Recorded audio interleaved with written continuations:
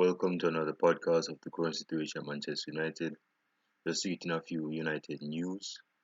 Nathan Ake has been linked to Manchester United to because Ole Gunnar Solskjaer thinks he needs another left-handed centre back. So he believes that Nathan Ake is a valid replacement for Marcos Rojo, who has been reportedly to leave Manchester United this season or after this season. My few thoughts is that Rojo is a fun one because I don't think he's been that bad for Manchester United, and I don't think he's been that good for Manchester United. So he's kind of in that grey area where he's on the fence. So I wouldn't say that he's been exclusively good or exclusively bad because again, Rojo has been all over the spectrum ever since he's been playing games for Manchester United. So again, leave your comments down below in the comment section, and if you think Rojo is going to leave Manchester United, or do you think Nathan Ake is going to come in as a United? Again, Nathan Ake isn't one. I don't think Nathan Ake is going to start for Manchester United because I don't think he has that prowess in his game. So I think he's going to be one of those Phil Jones types of centre backs where he just comes in here and there. But he's not going to start religiously. He's not going to start frequently. He's not going to start a lot. He's just going to come on in cup games, like in games, probably like the Carabao Cup in the FA Cup, or even if our top centre backs get injured, he might just slot in at left centre back. So again, my thing is that if Nathan Ake, I don't think he'll come to Manchester United because again, Harry Maguire has filling that slot at left centre back, and he's going to look stupid on Manchester United spot. I mean, we have like five centre backs, bro, and about one on loan. So getting on centre backs, I'm getting into Phil Jones in a bit. But United has a lot of centre backs. We have Twanzebe, we have Phil Jones, we have that's two off the bat.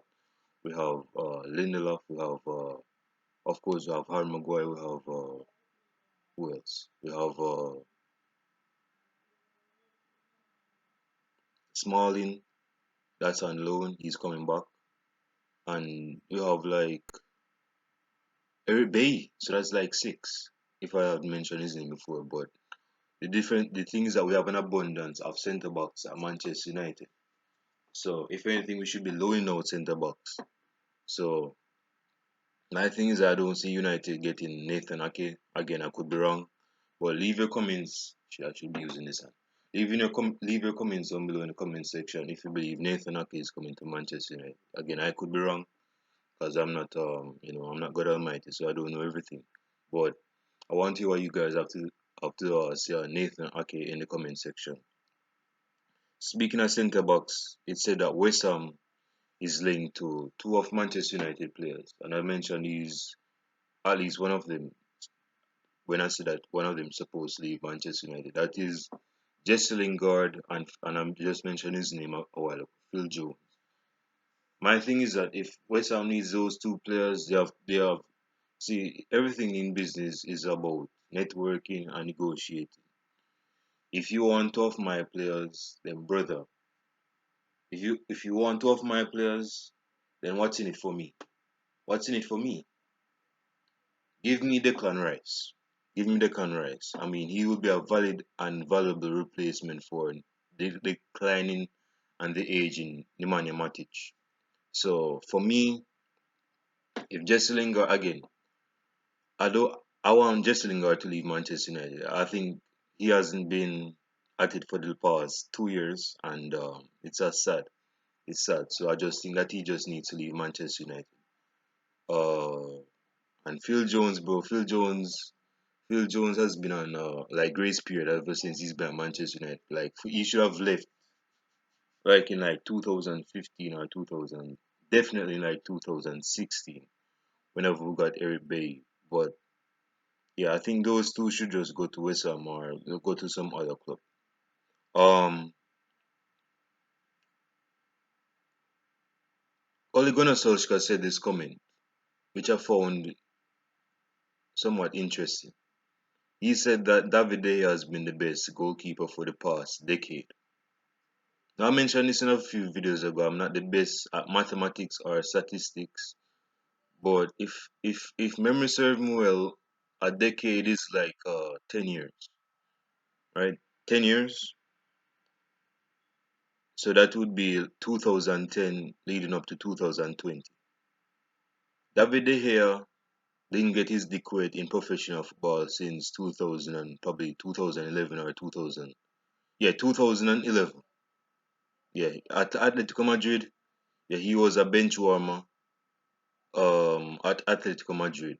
So let's work out this. At 2011, he wasn't even in the top 10 goalkeepers. That's one. Two, when he came to Manchester United, he was one of the best prospects in the world. But when he came in England, bro, he just got shattered to pieces, especially by Manchester City. So in his first season at Manchester United, he was dog shit. In his second season, he became, he was nourishing, he was progressing because he had Sir Alex Ferguson. Mean that surrogate that he given him the nutrients and the game of how to improve his game, so he could be one of the best goalkeepers in the game. So that will lead to 2013. Now, 2013 to 2020 is not a decade. Now, one you might wonder, well, why is Ole Gunnar Solskjaer saying this? One of the things is that, and I heard, I think Pep Guardiola said it a couple years ago that, I think he said Edison. No, he said Claudio Bravo. Speaking of goalkeepers, he said that Claudio Bravo was one of the best goal. Is either say one of the best goalkeepers, which is not true, or the best goalkeeper in the world, which is definitely not true. But the reason he said that and why managers say such statements is because they want to uplift and upgrade the players' confidence, their self-esteem, their self-assurance, so that they can perform better on the pitch. So I'm not surprised by those statements and comments by Ole Gunnar Solskjaer. Because again, David De Gea for the past 2 years, bro. Like I said it a couple of videos ago, bro. That Cristiano Ronaldo burst his Simon in the World Cup, bro, in 2018, and ever since he's been the same. So you could say that in the street terms he got turned out, but that's a different story. Um, yeah. So I think David De Gea hasn't been at it for the past 2 years, but he's still a top class goalkeeper. But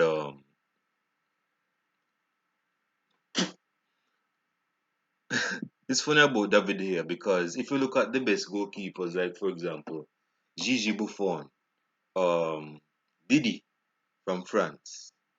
They said that Didi when he won the hold on, when he won the World Cup in 1998 for France, he was in France, but he's Brazilian, and he said that Mbappe is supposedly his real father. I mean, they kind of look alike if you ask me. So you could say that Didi is the real Ninja Turtle, and but that's the difference. I went on a long digression, but this is the situation. Um, I think in terms of goalkeepers, they have more of a longevity.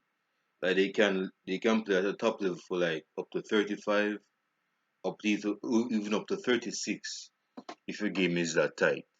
And David Gea declining like at 28 or 29, bro. It's not a good look. But again, I mean, things can happen in the end. So let's see how that goes. As it relates to Manchester United's game tomorrow against shit, did I just forget who United is playing against?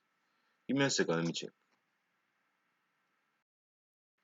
Yeah, I had one of those old person moments where I just forget. Yeah, United is playing Aston Villa tomorrow away from home. Aston Villa is not in a good place. I mean, they're like in the pit in the table, so I just don't see Aston Villa really crumbling out of this one. They might nick a goal. They might nick a goal, but yeah, I think Manchester United is going to win against Aston Villa because again, Aston Villa is not posing any real threat. I mean, I think Grealish, I think he's injured, but I think he'll play tomorrow. But yeah, so let's take it into the starting 11, predicted starting 11 for tomorrow's game. So first we have David De Gea, A1 Wan-Bissaka, Ice Lindelof, Victor Lindelof, I believe will start again. Harry Maguire, Luke Shaw, Nemanja Matic, Bruno Fernandes, and Paul Pogba, Greenwood, Anthony Martial, and of course Marcus Rashford. So you could say that Manchester United for the past 3 to 4 games have been staying consistent with the same starting level, and that's the starting level I'll go with tomorrow's game. My prediction is that Manchester United will win 3 goals to 1.